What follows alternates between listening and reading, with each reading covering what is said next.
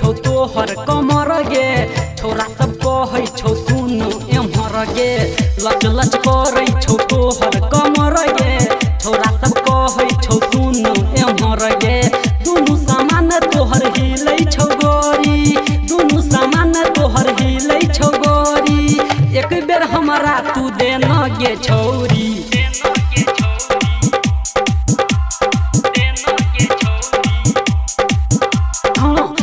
लच करे छौ तोहर कमर गे छोरा सब कहे छौ सुन एम्हर गे लच लच करे छौ तोहर कमर गे छोरा सब कहे छौ सुन एम्हर गे दुनु सामान तोहर हिलै छौ गोरी दुनु सामान तोहर हिलै छौ गोरी एक बेर हमरा तू दे न गे छौरी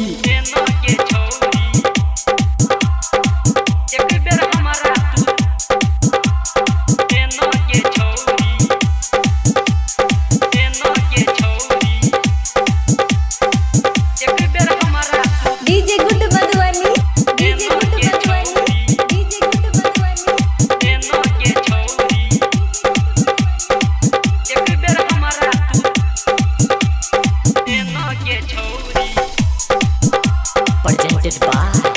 DD Production House, Sakri. हाँ हमरा सगोर की तू कर नादानी गे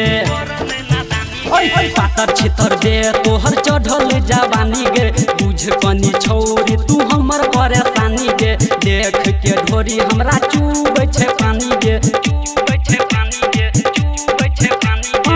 सबके नजरिया में बैस तू गेले बुढ़वा लइका सो नहीं लड़ेले सबके नजरिया में बैस तू गेले बुढ़वा लइका सो नहीं लड़ेले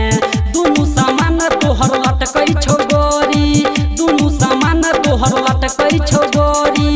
एक बेर हमरा तू दे न गे छौरी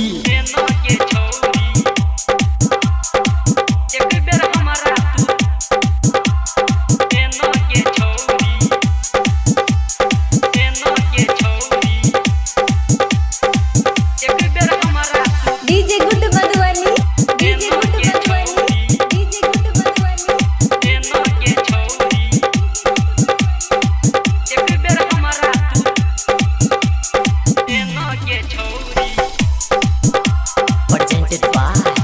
DD Production House, Sakri. हाँ छोरा सब चाहे छौ चढ़ैला ऊपर गे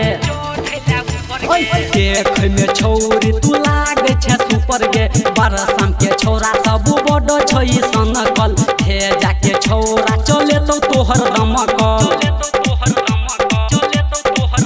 हाँ हमर बात कनी सुन ले गे रनिया